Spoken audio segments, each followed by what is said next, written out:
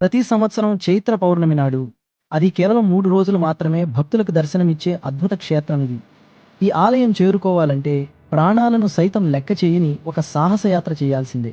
అందుకే దీన్ని దక్షిణ అమర్నాథ్ యాత్ర అని కూడా అంటారు. నల్లమల అడవుల్లో అత్యంత లోతైన లోయలో సుమారు 200 అడుగుల ఎత్తు నుండి జాలువారే జలపాతం మధ్యలో శివుడు లింగమయ్య రూపంలో కొలువై ఉన్నాడు. ప్రకృతి సిద్ధంగా ఏర్పడిన ఈ గుహాలయంలో స్వామివారు దర్శనమిస్తారు. ఇక్కడి జలపాతంలోని నీరు ఎన్నో మూలికా గుణాలు కలిగి ఉంటుందని భక్తుల నమ్మకం. హైదరాబాద్ నుండి సుమారు 190 కిలోమీటర్లు, శ్రీశైలం నుండి 55 కిలోమీటర్ల దూరంలో ఉంది ఈ మహిమాన్విత స్థలం.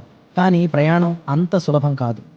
దట్టమైన అడవుల్లో 16 కిలోమీటర్ల మట్టి రోడ్డు మీద ప్రయాణించి అక్కడి నుండి 4 కిలోమీటర్ల అత్యంత భయంకరమైన నడక మార్గంలో వెళ్ళాలి.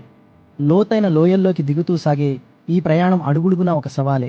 శ్రీపర్వత పురాణం ప్రకారం సాక్షాత్తు ఆ పరమశివుడి కళ్ళ నుండి జారిన ఆనంద బాష్పమే ఈ నేలను తాకి ఒక స్వయంభూ లింగంగా అవతరించింది. ఆ పరమశివుడి కన్నీటి ధారలే నేడు కొండలపై నుంచి జాలువారుతున్న తీర్థంగా భక్తులు భావిస్తారు. ఆ గుహలో కొలువైన లింగమయ్యను చూస్తే సర్వపాపాలు తొలగిపోతాయన్న ప్రతీతి.